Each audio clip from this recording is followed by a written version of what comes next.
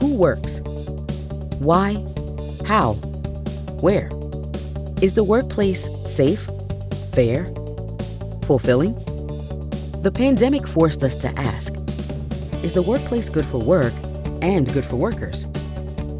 Remote work is a solution for some. For all, protection and pay equity are foremost. During the pandemic, employers strove to change, addressing the whole worker, caring for our relationships to work, workplace, and each other. Healthy employees make work better and make better work. What will the workplace look like in the next decade? And what should we demand of work? For the health of society and ourselves. How we answer these questions shapes the future for all of us.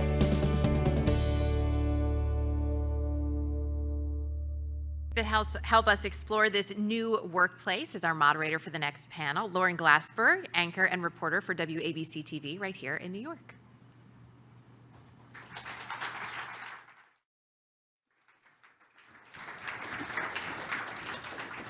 Hi, everyone. Thanks, Erica. Thanks for the introduction. It's really a pleasure to be here with all of you to discuss the future state of these important areas of life, health, and work. And when it comes to the workplace, the past few years have seen, I think safe to say, seismic changes. Seismic. I mean, some of the biggest changes we have ever seen, from a large portion of the workforce going fully remote in the first couple of months of the pandemic, and many of them remaining fully remote, to millions and millions of workers being deemed essential, and then working through the risks and the pressures that are associated with that. And as a nation and a world, we are all still working through what all of this means, not just COVID-19, but also the racial reckoning that's happened in the United States and the impacts of climate change on business, on work, and health, and more. So we've gathered a panel of experts on people, talent, and work, as well as wellness, here with us today. So please join me in welcoming them. I know Alana's with me in person, but we're going to introduce you in just a moment, so bear with us. First, we're going to introduce you to Kelly Jones. She is the Senior Vice President and Global Head of Talent Solutions for Cisco.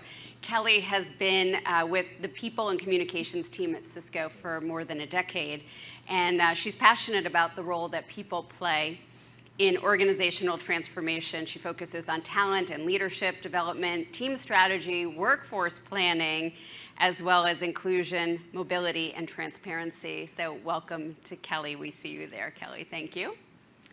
Next up is Jean-Marc Lauchet, Senior Partner at Korn Ferry and President of the Korn Ferry Institute and Academy. Korn Ferry Institute conducts research on leadership, talent, and work, and Jean-Marc has also developed new intellectual property, advanced analytics, and thought leadership projects, and he's also recently created Leadership U for Humanity to increase the pipeline of diverse leaders for the corporate world. So we're very happy to have you with us today, Jean-Marc.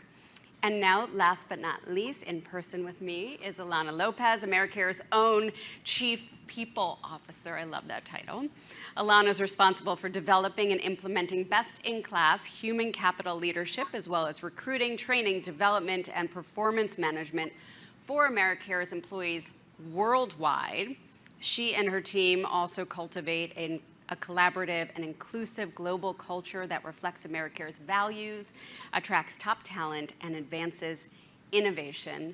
Thank you, Alana. So we're going to address some of these seismic changes that we've seen in the workplace, and I'd love to hear from each of you. And this is going to start with a rather broad picture question.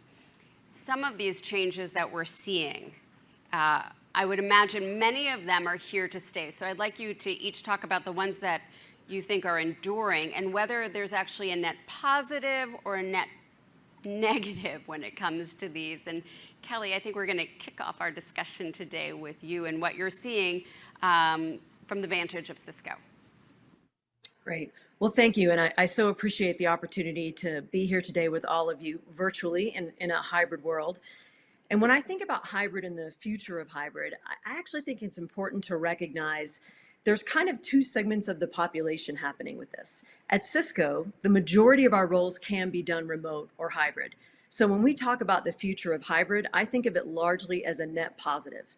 And the reason is, if you look at it from an employer standpoint, the moment that you open up talent to the best talent in the world and not just the best talent in a zip code, you really do start to unlock some things. Because every corporation, their products and their services are just a summation of their people and of the talent that they have in their organization.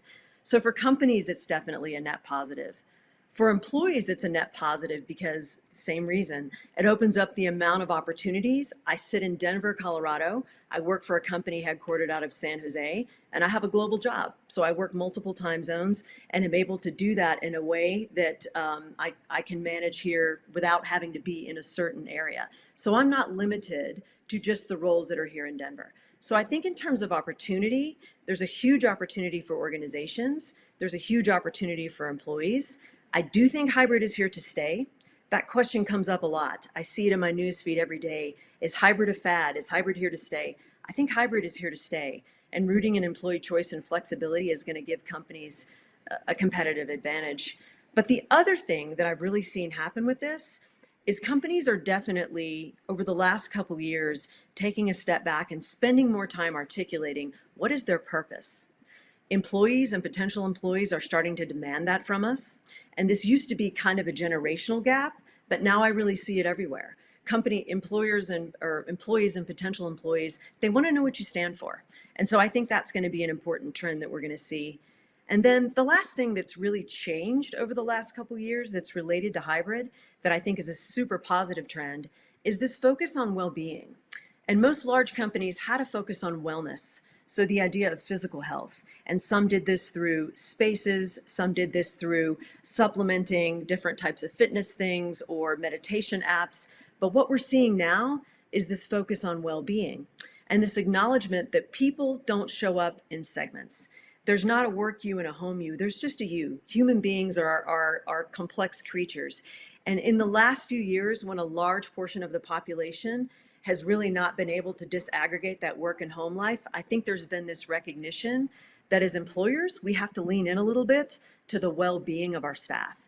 And for us, that looks like not only the physical side, but the emotional and the mental side. So the conversations around mental health, how do we help employees balance all of the complexities that are happening externally in the world right now with the complexities that they have in their own lives?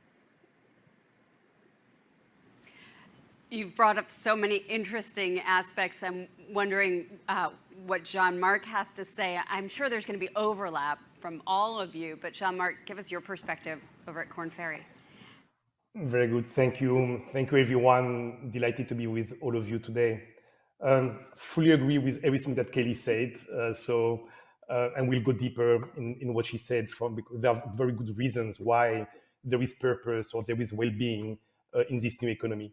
Maybe my perspective is agreeing with Kelly, the changes that we see today are going to stay. And there is an underlying reason for that, is that it makes economic sense to work the way we are working. We have been starting to work with a pandemic. You've seen that last year, in 2021, companies had a jump in profitability of 25%. Therefore, the fact that they didn't have to spend so much on offices, logistics, people commuting. They probably also increased a little bit their prices, but they were able to increase a lot of efficiency, taking advantage somehow also with people at home working 24/7 almost. It was totally amazing for organizations. Why it is so profitable? Because technology, which started in an accelerated way with Zoom and others and being able to do contracts remotely in a way that we would never do before the pandemic, we discovered new ways of working that are much more efficient, and there is no reason to go back. So this is going to stay. However, there is a very high cost of this new way of working, which is a sense of isolation, which is a sense of I'm working so much, I'm in an environment which is risky. I don't have a connection with the culture of with my peers, of my colleagues. that it's not the hybrid in the sense of let's go back to the office 2 days per week, but everything is the same. It's a totally different way of working and of leading that has to be implemented coming forward, so that we can really take advantage of those new technologies, more efficiencies, but as well fulfill people, as Kelly was saying, with more meaning, with taking care of health in a broader sense, and making sure that people continue to provide the best of what they can with authenticity at work. Thank you, Jean-Marc. And now let's bring in Alana into the conversation, and from your vantage as Chief People Officer of Americares. Absolutely. First of all, also so glad to be here and so proud to be a part of Americares. It really is so wonderful to get to speak to some of these workplace changes with such esteemed colleagues. I would say, first of all, I will echo everything that Kelly and Jean-Marc said, and that I think generally speaking, changes are here to stay and they're a net positive. And one of the ones that I really want to pull out that Kelly touched on is purpose of an organization. I think that this is becoming so fundamentally important to candidates and to retaining really excellent talent. And that is about the purpose externally of our organizations, but it's also about how we talk about our purpose internally. You know, I think we've really seen a revolution. Lauren, you talked about the racial reckoning, but a revolution in how people want to see their organizations show up from a value-based standpoint and what it means to live out those values in a real way. And we've seen this in so many ways, but in, you know, a boom of unions that aren't fighting just for salary and benefits, but are fighting for environmentalism, are fighting for racial justice, all of these ways that staff are coming together. I think it's really led to almost a democratization of voice within organizations. We had a model at one time where leadership was really top down, where the best ideas came from the top and were disseminated. And we've really transformed into an era where we're finding voice in all these different places. And we know from research that the more we bring in those voices, the better we do as organizations. And so I think it's led to a rethinking of many different components. There's a real rethinking of inclusivity that's happening. What does it mean to bring in neurodiverse voices, racially diverse voices, caregivers, as Erica said earlier, all of these different constituents, and understand their needs. And really make sure that we're approaching things in a different way. I think concretely, it's led to a rethinking of decision-making, what it means to distribute power within a workplace, to have decisions live with the people that know the answers best, that can really speak to, you know, the concrete details of the day-to-day. And I think more globally, it's led to a rethinking of staff engagement and staff voice, and what it means to really find out what the experience of the day-to-day of an organization is across all of the different components of staff experience, especially at organizations like Americares, where we have healthcare workers, we have our distribution center workers, we have much of our development team I'm so lucky to see today. You know, we have public health experts, and what our workplace means and is interpreted as to each of those bodies. And I think all of those things are really leading to just a more thoughtful approach to workspaces. So I know that the discussion today is about evolution or revolution, and really it's not even important what term you're going to use. We just know that there are big changes throughout workplaces all over the world. And Jean-Marc, you sort of were talking a little bit about how employees we know that they're working remotely, they're working from home, and companies have done well. They've profited for lack of paying for real estate or those office spaces, but there's a fine balance, right, that companies have to seek, and there's a bit of tension there as well. So what are you advising your clients in how to approach that and understand the two sides there? There are different ways of looking at it. One is leadership. Therefore, what type of leadership do you need to operate effectively in this new environment? And then there are a number of activities that can be done at the organizational level to include, to engage, to make sure that people are more engaged. leadership that we are looking at, we are advising our clients to look for what we call enterprise leaders. And an enterprise leader is a leader that has a capacity to have a holistic view of the organization, incorporating external dimensions such as society, environment, the community and the broader communities the organization is in. And we see more and more organizations expanding beyond their walls, typically linked to the purpose that we talked about. And also, they need to continue to perform. Therefore, there is a dimension of transformation and performance, perform and transform at the same time, that we see more and more leaders. I mean, actually, we see that only 14% of leaders in our database have the ability to be able to do at the same time the perform that they have always been done and the transform that they need for the future. Another point which is more and more important is purpose, but it's a purpose which is embedded into the way business is done. Just having a nice purpose, a sense of mission or great values is not enough. Employees want to understand that what they do is connected to the purpose. And leaders have to help to make that happen. We call it the line of sight, or being really engaged in translating the purpose into what it means for individuals or for teams, so that they can connect what they do on a day-to-day basis in order to see that they are contributing to the purpose. By doing that, we observe that people deal with the issue of isolation. A big issue that we see, that is one of the causes of burnout, is people, and issues of wellness and well-being and mental health, is people work a lot. Therefore, there is a lot of demand at work. They're in an environment of war, uncertainty, new technologies. Am I relevant? Will I have a work tomorrow? And this is not compensating the brain. We do, what our neuroscientists are telling us, that the brain needs to compensate those pressures with personal relationship, connection, connectivity.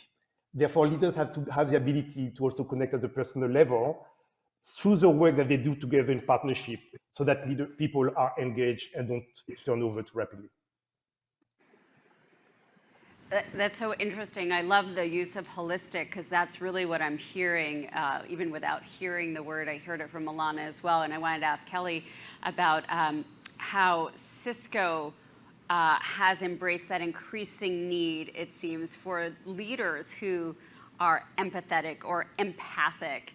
And what does that mean to you? What does that sort of mean in the day-to-day? And I think Jean-Marc touched on that. It's sort of how to energize employees on the day-to-day when they feel like they're part of something bigger and the purpose that comes through the organization. But how do you see it? Yeah, Jean-Marc, that was a brilliant summary of some of the opportunities and challenges, I think, in the role of leadership going forward. And what's fascinating is, if we went around this room today, live and virtually, and asked, what are the qualities that you see in a good leader? I think it would be very different than had we asked that same question 10 years ago. 10 years ago, if you would have asked the question, the things that would come up are around ability to create a vision, align a strategy to that vision, and execute against business goals and priorities. And all of that is still important. That doesn't go away. That's the doing part of leadership. What's really evolving is the being part of leadership. Because now when I go and I ask people, what do you think makes a successful people leader? The words that you tend to hear are around empathy and passion and connectedness, and those things that people in historical HR always called soft skills, but are really hard skills. These are hard skills now that we need for our leaders. And so in order to be able to work successfully in a fully hybrid world, that investment in people leaders is critical. Because I think Jean-Marc was touching on this. You can use hybrid as an accelerator for how we think about inclusion, or it can really be damaging. And that comes down to how you construct your meetings, what your team rituals are, and all of this starts to come together with leaders. So at Cisco, we have a leaders and teams team. That's one of the teams that I have. And what that team is focused on, I would actually say obsessed with, is understanding not only what are the dynamics of a high-performing team, what makes a best team, but what are the dynamics and rituals, the being side of leadership, that are really critical in this new environment. And we have a lot of interesting, compelling data internally that tells us we know what the rituals are for leaders and teams that tend to drive that sense of belonging, that sense of inclusion, and also help companies with retention, which is a big topic that everyone in talent is asking about right now. The Great Resignation, which we're really thinking of as the Great Recontract, because it's an opportunity to rethink and reimagine work. But all of this really does come together with leaders. So we focus on kind of two aspects with leaders. One is training them on the rituals that we know drive the right behaviors. And these are things like, a lot of it comes down to attention, and how we formalize our weekly check-ins. We are a strengths-based organization at Cisco.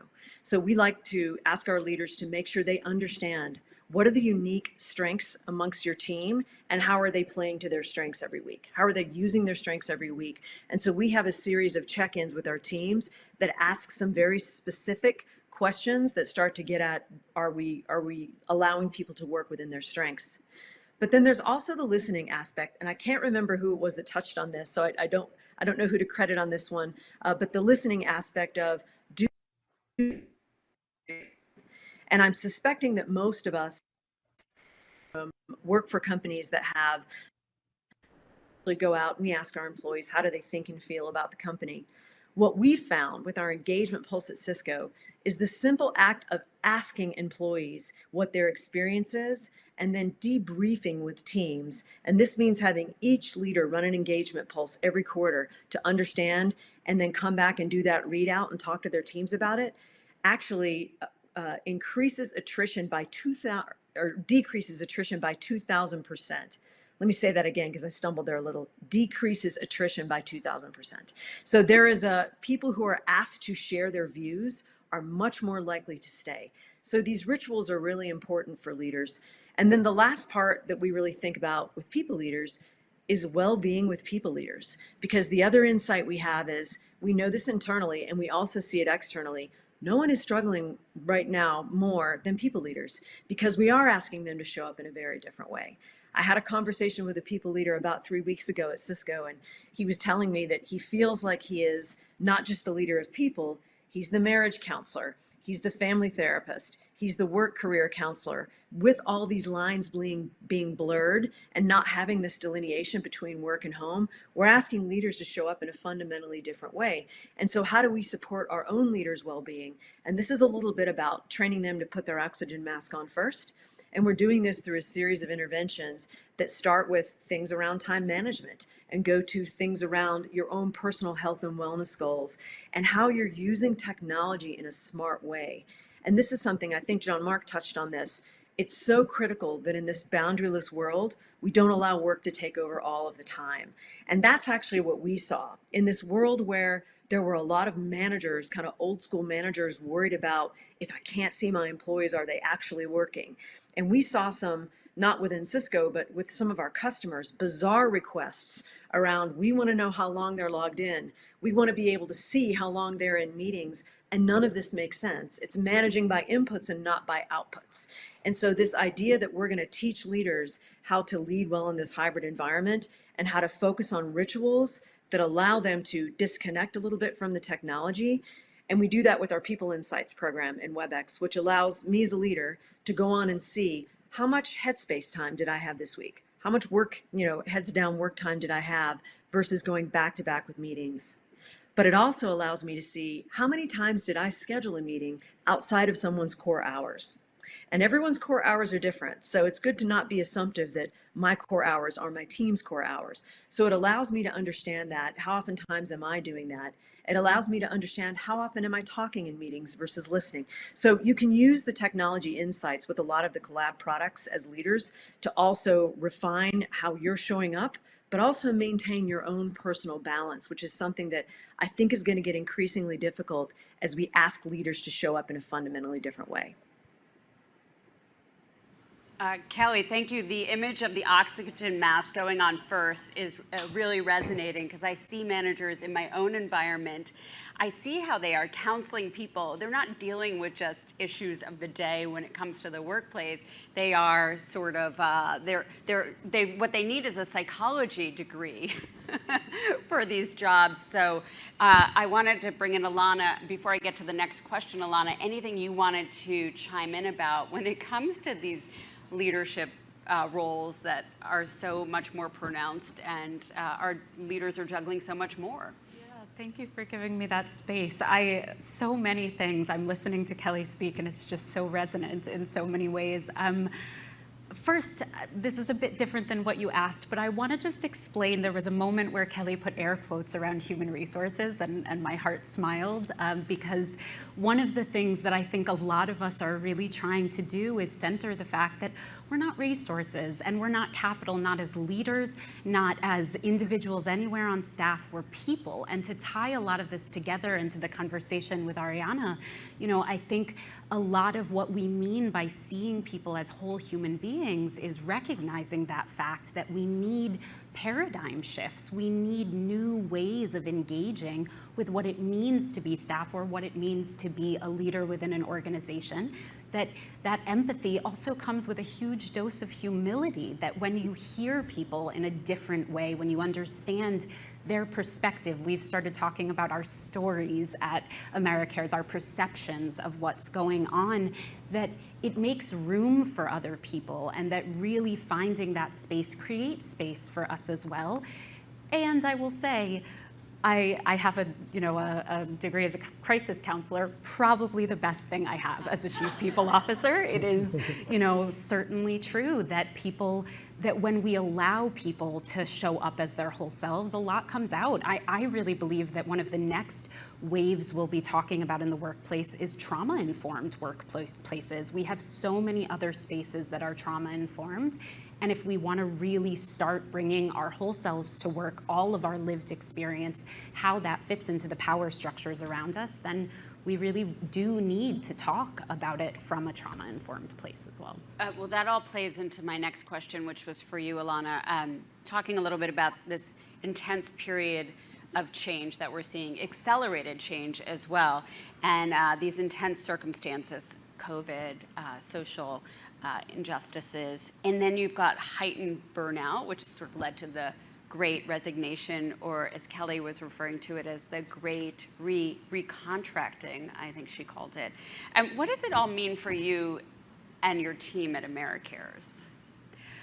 I'm thinking about this period as one of just great paradox. On one hand, we all feel the necessity for change and a desire for it to happen quickly.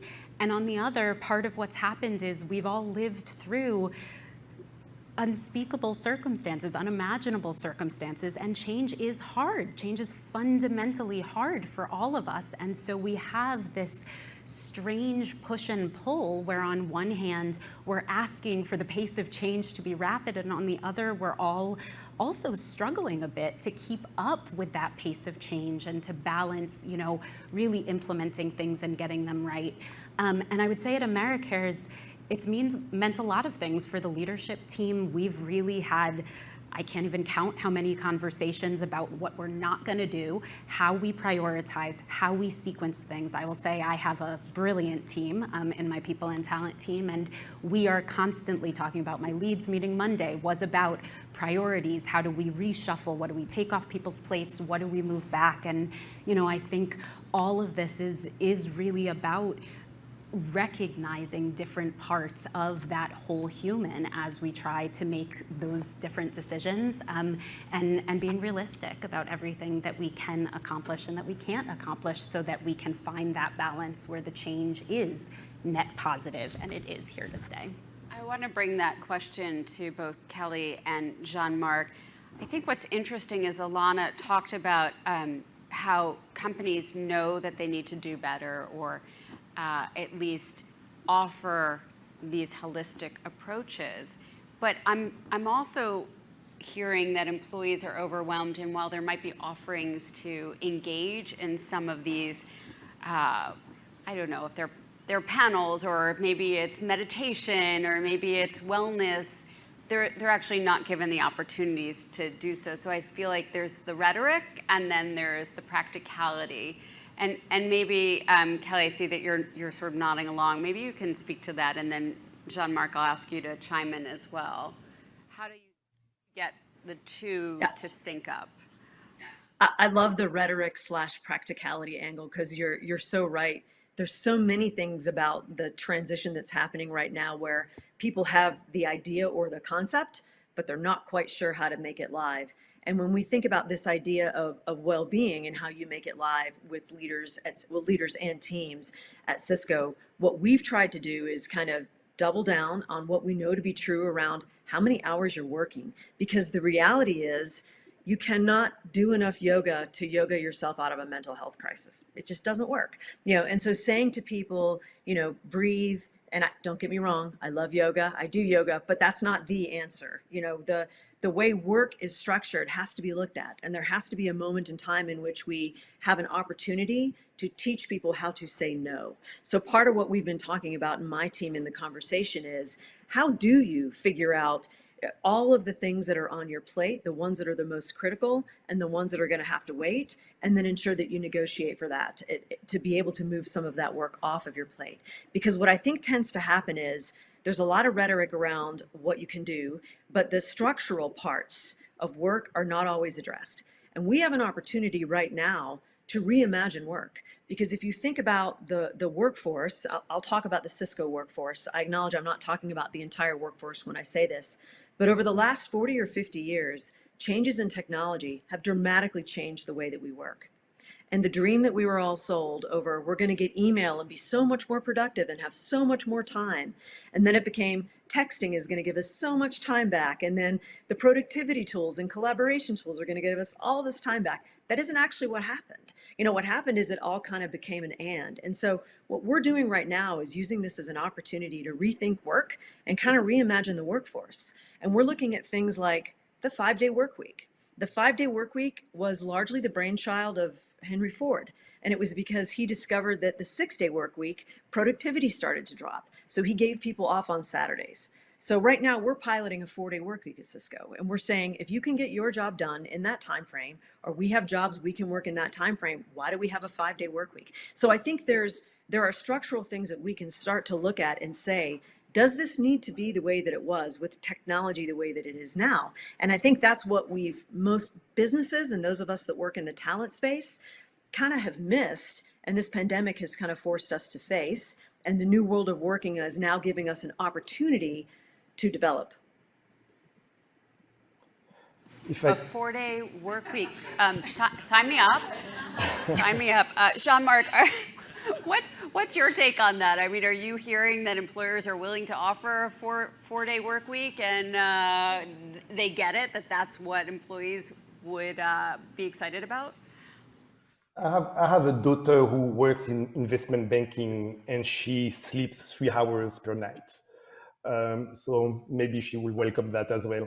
So I think that there are many different companies, and I love what Kelly is talking about Cisco, which seems to be really an aspiration that many organizations would like to go. We were talking the other day with one of our large clients who say that they do not suffer turnover. And the reason, even though they could, there's a huge organization. And the reason is we fundamentally respect people. We pay them a living wage, not a minimum wage. We listen to them, as Elena was saying. We care about them, and we see the difference. People don't leave, and they want to give us the best of what they have in a way which is balanced between their own lives and the company life. I think that there is a fundamental shift which is linked to technology. We talked a little bit about data, and Kelly was saying we have data about how you spend your time, analytics about the way people connect or not connect. I think Webex and other players in the technology sectors are more and more giving us what we call workforce analytics. And we do also plenty of analytics with our assessment and what we do to develop people. I think there is a big opportunity to use the power of data to help increase awareness. How do I spend my time, as Kelly said? With whom I spend my time, on what type of task, and not only as at work, but in a more holistic way as a person, as Alana was saying. And I think that we'll be moving into a place where not only people, managers, but also individuals themselves will have the power, using the power of data and applications, to personalize their work in a way that doesn't exist today. So some people will want to work 6 days per week, like I know some people like that, and others will want to have the 3 days per week, and we'll be fine with that. But the organization will have the ability with technology to, at the same time, scale up, therefore be able to attend big volumes and with a lot of accuracy, and personalize, individualize the way they deal with time, compensation, type of work, type of project, moment in your life, so that there is more fulfillment at the individual level. Jean-Marc, you're talking about the data that you've been collecting. You've also, Korn Ferry Institute has conducted research about workforce resilience in the face of climate change, both in terms of climate-related events and, of course, health-related events like pandemic outbreaks. And you talk about how no one company is an island. So how do you think about shared resilience when it comes to leadership, workforces, and communities? Before resilience, there is the need to be aware that there is a need for resilience. Right now, we see many organizations talking about the change in the environment, climate change in society, the need to have more diversity, and they are not totally doing what they talk about. So there is a right intention, there is awareness, but what do we do? The case for resilience is due to the fact that climate change is already happening. So it's not if there is a change in climate, is there is a change in climate, how are we going to adapt to it? And the resilience is the same way we reacted to the pandemic 2 years ago. We will have more and more disasters and climate changes, catastrophes that we'll need to be able to deal with. Or we may have more social conflict. I mean, we are clearly getting in a world where there is more and more polarization, and there are reasons for that. And organizations will have to deal with it. One of them is a war in Europe that all companies in Europe have to deal with, and probably so around the world. The changing in the environment and changing that sometimes we do not want will be there. Therefore, organizations have to develop ways to work by themselves and in ecosystems in partnership with others, not in an island, to say how can we collectively make a better world. I think, Alana, I would like you to sort of chime in about that as well, because we know Americares is everywhere, whether it's a climate crisis or a pandemic. Sort of what are the stresses and how does that tie into resilience as well as an organization?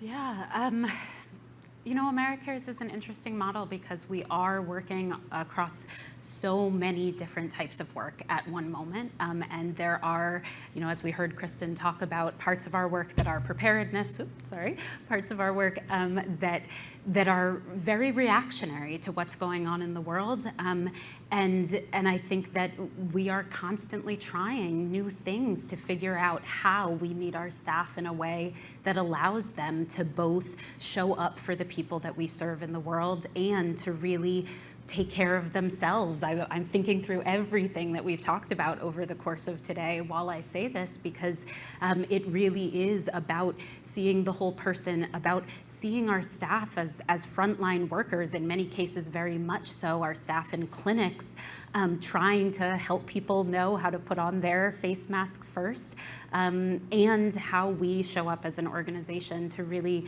give people the mechanisms to be resilient, to expect that things are going to come, and to understand, again, to the trope of trauma-informed workplaces that I've worked both at Americares, but before this, in spaces where we're facing very difficult subject matter at all times, where we're campaigning on, the crisis in Syria or whatever it might be at a particular moment, and recognizing that, being resilient resilient in the face of all of that is something that we're never going to get quite right from the start. We're going to have to adapt as we go to the circumstances in front of us.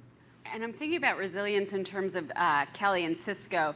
When the pandemic started 2 years ago, 2+ years ago, and everybody started working from home, and your systems were probably very much in demand. So you've got everybody working from home and probably working harder to ensure that companies could use all of your systems. How did you guys balance that sort of immediate pressure and in this environment that was so unknown to everyone?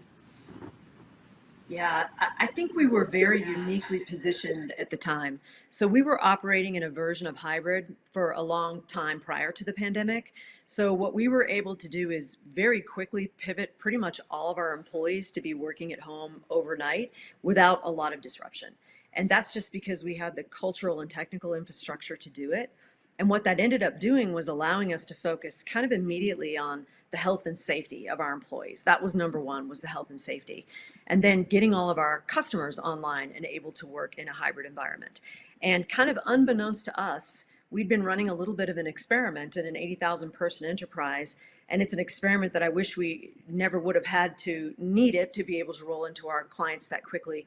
But we were. So we were getting calls. Interestingly enough, I remember one on a Friday, one of my team's friends that works in customer experience said, "Oh yeah, we have a customer that needs 200,000 people up running from home in the next 2 weeks." So this is like devices, infrastructure, all the things around it. And one of the things around it is the rituals. So it's not just here is your gear, here is your product. It's the rituals around using those. So we were able to somewhat uniquely help position our clients for success in that. And myself and a lot of others found ourselves in a lot of EBCs and client meetings for those first few months, walking through kind of the way that we use the hybrid technologies and what's been successful. So we were kind of uniquely positioned for readiness around that. The other thing we did pretty quickly, Cisco, a big part of our culture is transparency. And if you know anyone that works at Cisco, they'll tell you this. We are an incredibly transparent culture. We communicate often and inclusively about what's going on, about the decisions we make and why. And when we went into the pandemic, we started doing a weekly check-in with all of our employees. Chuck was there every week, our CEO. Our executive leadership team was there every week. We had a couple of doctors. We called them our Cisco Dr. Fauci team. We had a couple of mental health facilitators. And what we would do is every week we would bring the information that we had, what we knew to be true. We had a Q&A panel running, and the doctors would answer questions both live and in the Q&A. And the intent there was to reduce some of the spread of misinformation about what was out there, but also let employees know what we did know and what we did have. And then there was an element of that was also a little bit of let's keep going inspiration. And we did some things where we would bring guest speakers and guest people in. We had Chris Martin come from Coldplay and play a couple songs. And that little thing at the beginning of the meeting put everybody in this different frame of mind. And it sounds trite, the idea that in the middle of a pandemic, you'd have a celebrity come and do this thing. But music has healing powers. And so being able to pull that in and have that moment of togetherness as a team where we're acknowledging that everybody's going through a level of pain, and they're just different types. So then the next thing that we did was we wanted to stay focused on kind of the pandemic crisis area. So we were doing things like trying to source ventilators for families of our employees in countries where they couldn't get a hospital bed. And I don't know if you all remember this, but at the beginning and at the middle, hospital beds were a premium.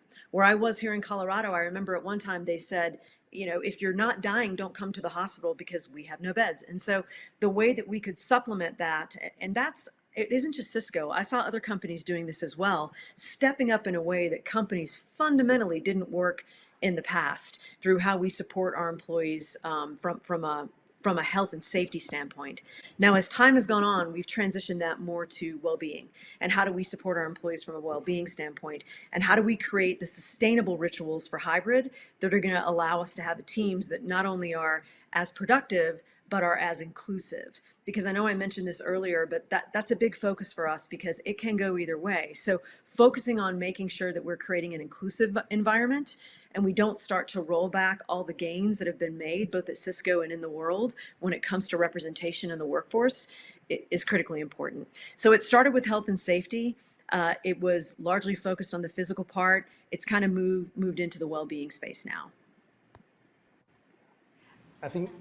Yeah, that's so interesting. I definitely want to mention a couple things that Kelly hit, but Alana, add what you wanted to say. I apologize. Just one thing quickly from what Kelly said about naming what's going on. I think that is one of the most fundamentally important things that we can be doing to build resilience right now in our workforces is speaking about it, again, as human beings, because so much of what everyone is experiencing, whether it's because of the work they do and what it looks like in the day-to-day or in this moment, it's hard. And when we have a space where it feels like we can't say that, we can't process it and we can't move through it. And so just hearing that for me was powerful, again, of that need to name it, to create space for the people around us by being honest, being clear, and being empathetic. So you're saying acknowledge that there's a pandemic, acknowledge there's something we don't understand that we're afraid of, and maybe in Cisco's case, getting a team together to say this is what we know, these are the answers we can provide you with, because that dialogue allows a support system to know you're part of something bigger. Absolutely. Or, I had a boss that we used to say, this was far pre-pandemic, but we'd come into the office and say, I'm having an asterisk day. And it was just a way of saying life is in the room with us right now. And I don't think that existed as much at that time. But now, if we create it, there's a real space for people to come in and say, I need a Thrive Day, or I need to acknowledge that these things are present for me. And just the acknowledgement of it builds resilience. When we ignore something, it's more present for us than ever. But when we actually talk about it, that's when we process it and we move through it. And being able to do that as a team is more important than ever. Not just being able to do it as a team, but actually owning your feelings and expressing them, not putting your head down and going to work and just pushing through, but maybe becoming a better workplace because you can have those conversations. And Kelly, by the way, I don't know if you're trying to sell us all on Cisco with the 4-day a week and the Chris Martin concerts, but yeah, we're on board. We're there. Okay, we're gonna open it up to some questions in our audience because we do have time for some questions, and I'm sure some of our audience members would like to find out a little bit more from you guys. So we have somebody over here. Yeah, hi. So I work in the nonprofit sector, so full disclosure, I'm in Americares, but how can nonprofits support our workers better in an environment where donors care a lot about low overhead, and that is a big driver of what organizations they choose to support? So that's a tension that, Alana, you have to balance all the time in your work. So I'd love to hear anyone talk about that. Okay, Alana, sounds like the question you might want to take off with that. Absolutely, it's a tension. It's a tension that I think has existed in the nonprofit sector for quite a while. I will share that personally, I think it's an idea that we need to move beyond. We have the data, we have the research that says that taking care of our people leads to better outcomes for our people out there in the world. And we need to move beyond the idea that nonprofit workers need to come 100% from heart and not at all from a sense of care in the rest of their lives. I think it's very clear that the more we take care of our workforce, the more we are prioritizing, in our case, our patients in the world and giving them the best care we possibly can. And then I think one of the themes that's come up for me really strongly today is it's not always about putting money towards things. It's about creativity, and it's about creating, somebody said environment earlier, and one of our staff members was talking to me about this, environment and culture that is authentic, that doesn't give lip service to, we want an inclusive space, but that tries and iterates and gets it wrong, and an environment that's invested in continuous improvement the same way we ask our staff to be, and does that in ways that don't always cost a lot of money, don't always take a lot of time. Breathing for 60 seconds, as Ariana was talking about, doesn't hurt our bottom line.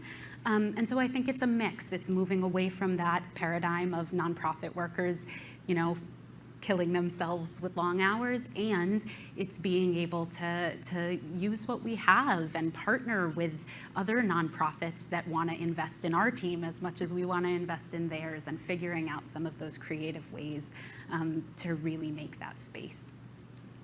Thank you, Alana. We have another question. Yeah.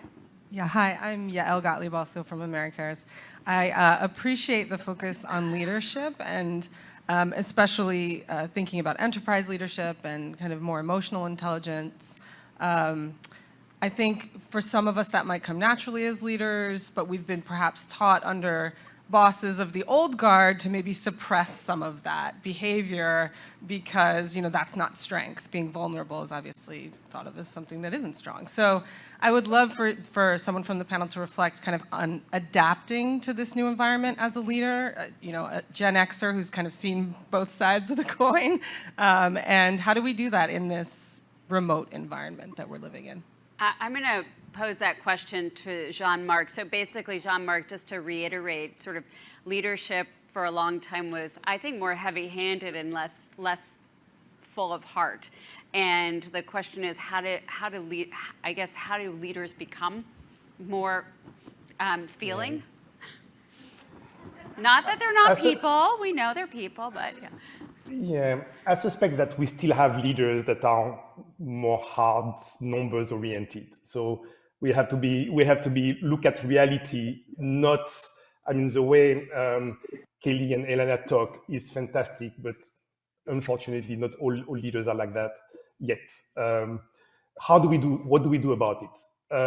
I think there is a strong commitment of the CEO, of the leader of the organization, for that to happen. And this is a key driver. Kelly said that her CEO was in those check-in calls. Gary Burnison, our CEO, started writing letters to all our clients, 3 million, I don't know how many millions people receiving this letter every Sunday, until today continues to do that, and people talking about it. And demonstrating his own vulnerability, talking about his own story, so that other leaders can themselves be vulnerable. There are a number of ways to do that. We created at Conferry something called Leadership U for Humanity. Therefore, it's a program to develop leadership in underrepresented communities.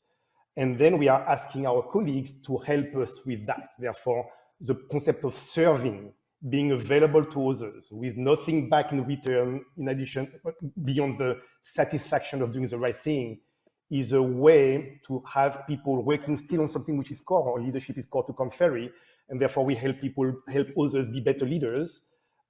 It's a way for us to incorporate within ourselves the type of leadership characteristics that the future requires.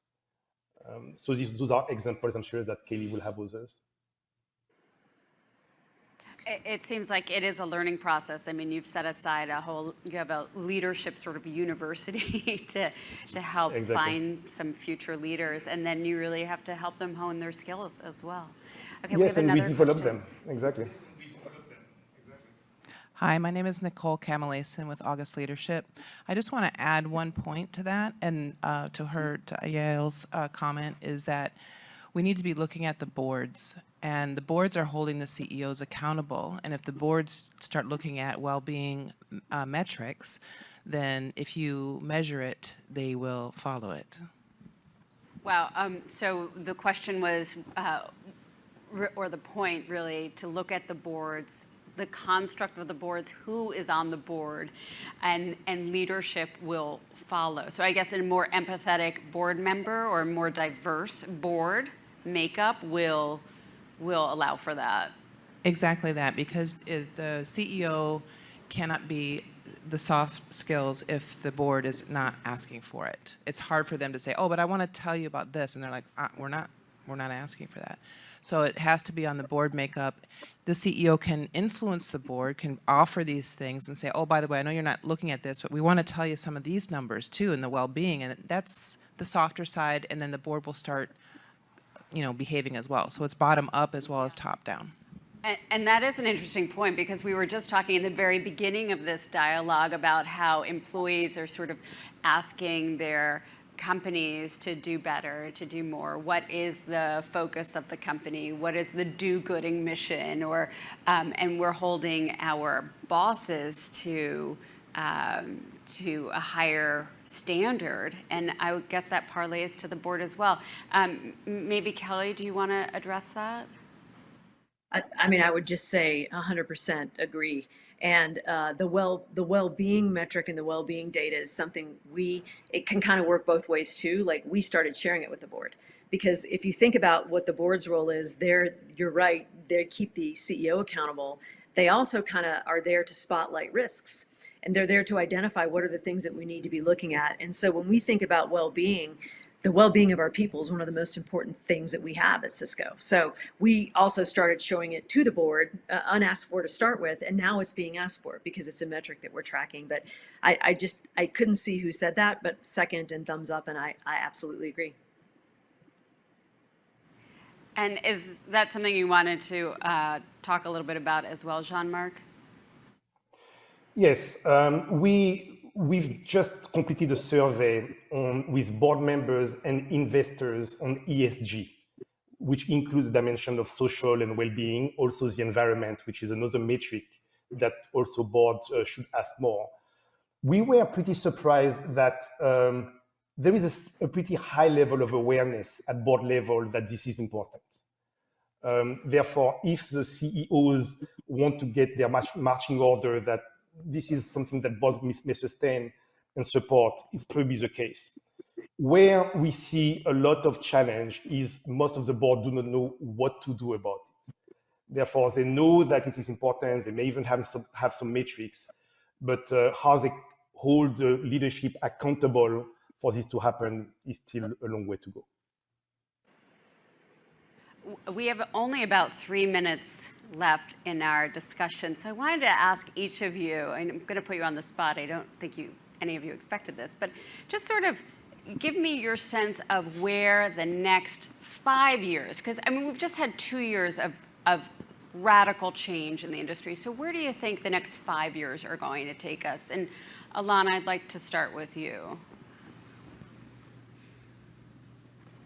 I think it's going to be a lot of iteration. Like I said, I think it's very important to recognize also as leaders, so that we're not discouraged that we don't get it right every time. And that's part of why staff voice is so important and so powerful. We're working on opening all these channels for staff to be able to give feedback in safe ways that say, you missed the mark on that one, so that we can keep iterating. And I think across all of these different verticals that we've talked about, and particularly what inclusive space means, I think we're going to see several years of iteration. And iteration is a good thing. Absolutely. Just keep trying, working through it, and growing from the experience. Kelly, I'll turn it over to you next for your final thoughts. Yeah, I think iteration is a great thing, because the reality is we're all here sharing what we're doing and what we think is working and what isn't. And the reality is 5 years from now, we're going to have a much better view on how all these ideas showed up. So I think keeping an open mind as we develop these policies, when we think about hybrid practices and policies in the workforce, it has to be dynamic. It can't be static, because things are going to change. I also think that companies are really reinvesting and rethinking their real estate footprint. More collaborative spaces. I think space is going to become a little more intentional.